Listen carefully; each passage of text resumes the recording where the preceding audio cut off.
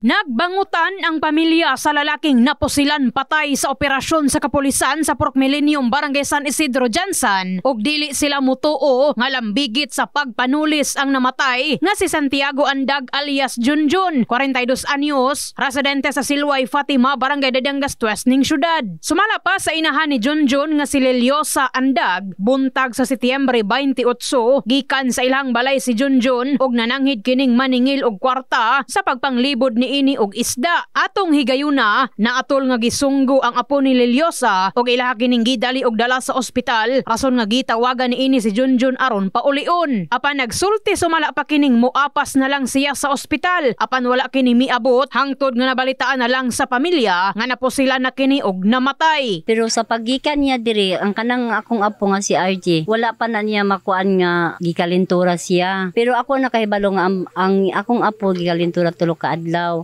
Mao to gitawagan namo siya nga Jun pauli diri Jun be na nakay nasingil din ha kay si RJ dalon na kog doktor kay nagsunggo siya ni karon nitubag pa man siya ma'am, niingon siya tempa sa ma kay maningil sa ko kay wala koy kwarta pagdali din ha muuli na lagi ko ana siya muuli na ko lakaw na lang mo dito sa Jagan hulata ko ninyo ana siya. Mao na lang nang among nahibalaan nga naanay nagtawag sa amadikan sa emergency nga adtua daw dito sa emergency nga naaday giposilto patay na. Sa bahin ni Leliosa, dili siya mutuo nga lambigit sa pagpanulis ang iyahang anak. Dili jud kumutuo anak mo. Dili jud kumutuo mga maon ang iyang gitrabaho. Wala jud kumutuo nga mao na. Kay nganuman ipakita nako sa akong anak unsa ang akong panginabuhi sa Pisport.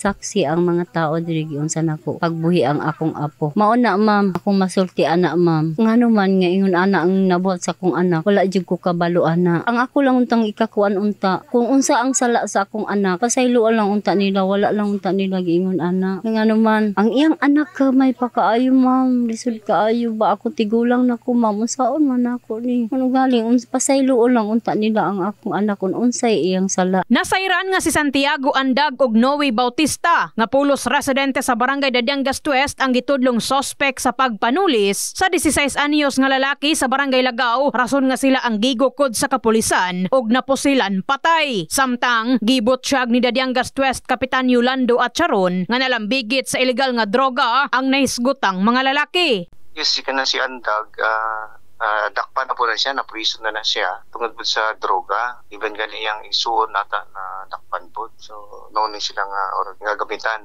or biligay pa ng droga. Kani, gina-appeal na siya sa among CBDRP nga participant. Gina-enggan nyo din ang mga masulod siya. Nagsulod siya pero dagang siya absent. So, wala na ko kabantay kasi kung saan na nitapo sa mga ilaw. So, mula lang ito, nabalan ako nga kay go si sort out. Kani si Bautista, nana siya ay kalibin partner ng taga Darimco Road, Porog Kalubihan, taga dito ang mong babae. So muna nagatuan na dito niya. Nadakpan na po na siya itong una o na-prison na siya itong una dahil po sa droga. Kahibaluan, bulan sa Setyembre ning kasamtangan nga tuig, tulo ka lalaki nga residente sa Dadangas West nga sumala pa, lambigit sa illegal nga droga ang naposilan patay sa operasyon sa kapulisan. Likay jud ta, dili jud ta mungami, dili jud ta samot, dili jud ta mamarigya kay ang droga wala jud kapagtutuan. Ang droga muna yung sa Tagalog ay palaging talo. So dili lang ikaw, imong kinabuhi, pati damay ang imong pamilya. In the heart of changing lives, kini sa enemy mugpon, Brigada News.